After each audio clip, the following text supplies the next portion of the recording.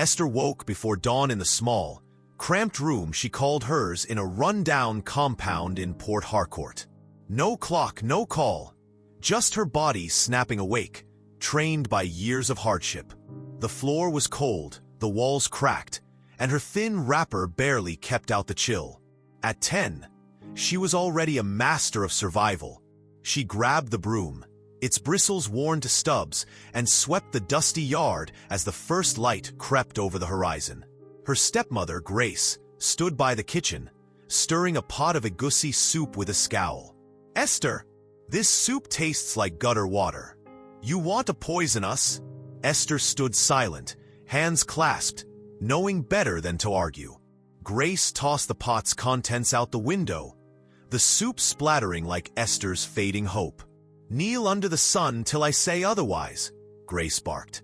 Esther obeyed, her knees sinking into the dirt, her stomach growling.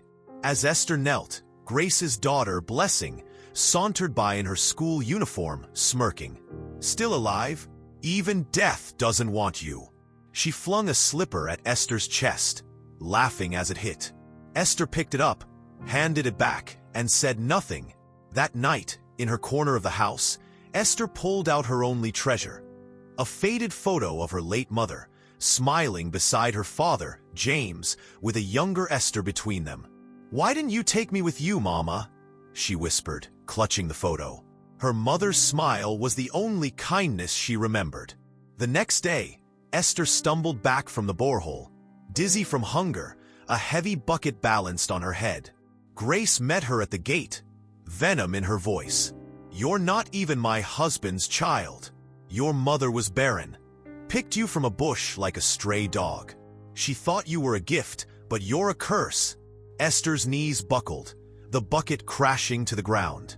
She faced her father later, voice trembling. "Daddy, is it true?"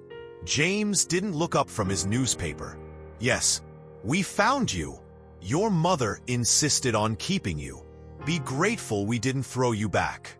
Esther's world shattered, but no tears came, just a hollow ache.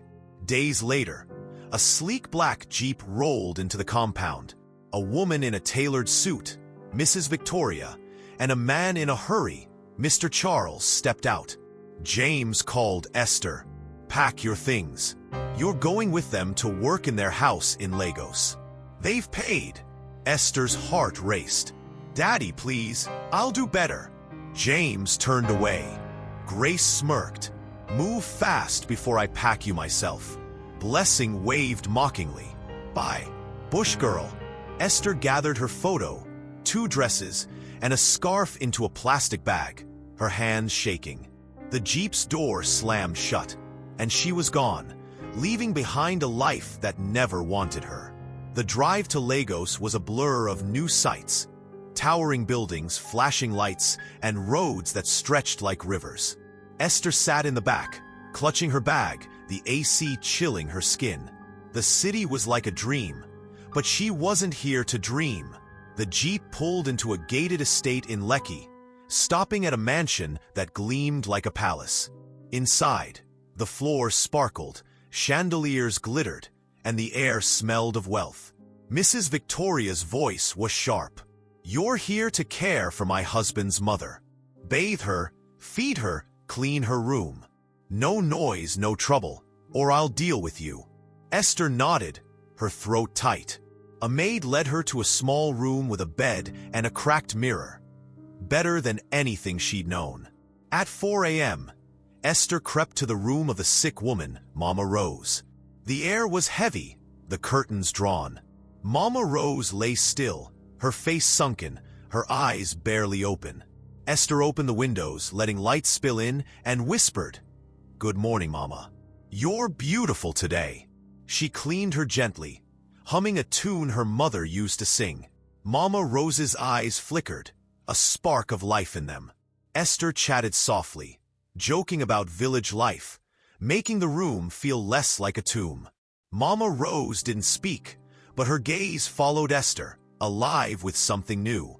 Days turned into weeks. Esther snuck into Mama Rose's room each morning, cleaning, feeding, and talking. She mimicked Grace's voice. "Esther, Wash my feet before I count to 1. Mama Rose's lips twitched, a smile. One day she rasped, I wasn't just beautiful, girl. I was a queen. Esther laughed, clapping. Mama, teach me to be a queen too. Mama Rose pointed to a book. Read. Queens don't just look good, they think. Esther stumbled over words, but Mama corrected her gently, their laughter filling the room. Unknown to them, Mrs. Victoria overheard, her face darkening. She's getting better. This girl is trouble. Mrs. Victoria ordered Esther to clean an old room upstairs, once belonging to Mama Rose's late granddaughter. As Esther sorted through dusty clothes, she found a photo album. Her heart stopped. The girl in the pictures, curly hair, dimpled smile, looked just like her. She pulled out her village photo. The faces matched. Shaking, she hid the album under her dress. That night, she showed Mama Rose. Mama, is this me? Mama's hands trembled as she studied the photos, tears welling. Get the phone, she whispered. Esther obeyed. Mama dialed a number. Samuel, it's me. Bring the doctor. I need a DNA test. The next day, 2 men arrived, a doctor and Samuel, Mama's old assistant. They took swabs from Esther and Mama Rose. 3 days later, the phone rang. Mama listened, then whispered, 99.9%. She turned to Esther, eyes blazing, and stood, steady as a rock. Enough pretending. She called her team, her voice sharp. It's time. The mansion buzzed as Mama fired disloyal staff and reclaimed her power. Esther watched stunned as Mama transformed into the queen she'd always been. Mama stormed the family company, Esther at her side. In the boardroom, she faced her son, Charles, and his wife, Victoria. You stole my son's legacy, locked me away. But God kept me alive and brought back my granddaughter, Esther, Daniel's daughter. Gasps filled the room. Charles stammered, but Mama silenced him. Out! They left, disgraced. Back in Port Harcourt, Mama confronted James and Grace, tossing cash at their feet. You called her a witch. She's my blood, a princess. Esther, now enrolled in a top school, stood tall, her past fading like dust. From maid to heir, her story was just beginning. Thank you for watching. Kindly like, comment, subscribe, and share for more videos.